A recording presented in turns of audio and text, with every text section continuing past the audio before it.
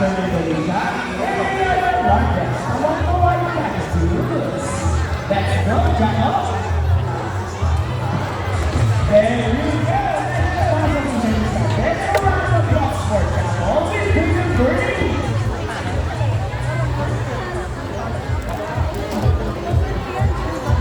Right here. Now, let's call in our second bird, Dazzle. Dazzle is our super-breasted cockatoo. Scientific name is Kakatuang Canarita. Common inhabitants are open woodlands and forest areas along the east coast of Australia. They are very loud birds and can make almost any sound. They typically feed on seeds, nuts, fruits such as durian, papaya, rambutan, and they also have corn. Now guys, do you think Dazzle has the ability to find hidden objects? Well, if yes, say you can do it, Dazzle! Go, Dazzle! Find hidden object for us! Ay, Dazzle, ginagana dito. And we found it! So round of applause for Dazzle with Bigger Johnny!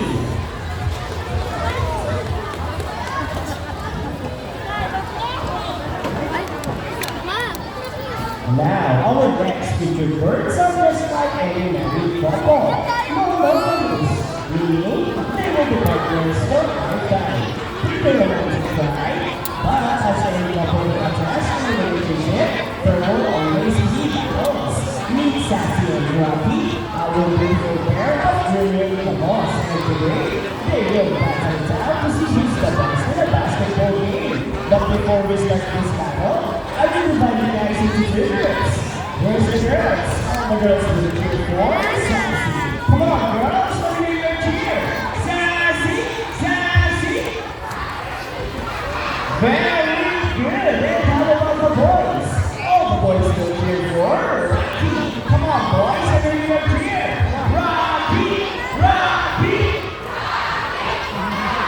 Very well. So, girls ready? Cheers ready? Set, go. Here comes Rocky on his first ball. First ball for Rocky, followed by Sassy. Another score for Rocky. It's a tie game for the last ball. Who's gonna win? Who's gonna win? Rocky wins! What a close game! Trainer G, what can you say about that? You guys lose this time. Hold on, I want another race. Oh, she wants another race here, baby. Are you sure about that? You're Sassy easy.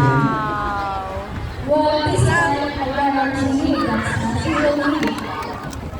So what race do you have in mind? I'm thinking about the rumors.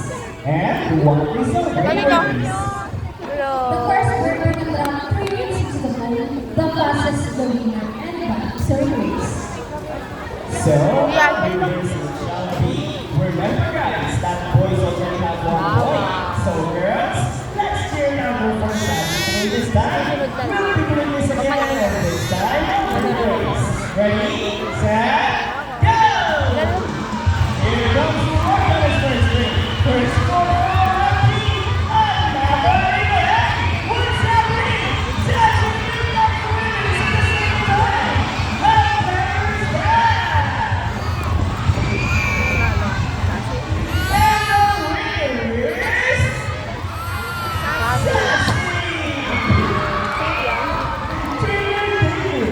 What can you say about that? 3 rings at the same time. You guys did it. Oh, we did you did it. No, I didn't cheat. Sassy is your goalie. Oh, so it's true that girls are more intelligent than boys? Of course. Lots. Oh, round of applause for Sassy and Rocky with Trainer Eugene and Trainer Davey.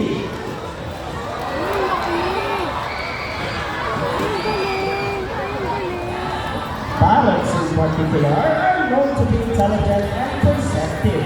That's why we are continuing to enhance their skills and not get bored. So, here is Sassy, our breathing Kakot, and today she will show us how intelligent she is by putting the shades back into the correct slots. Just like Sassy, Twin Wings Lacrosse are from South America. They are known to be the gentle giants of the Parang family. It is because they are the second largest next to the Hansei Lacrosse. They can grow up to 9 to 16 years old and can live up to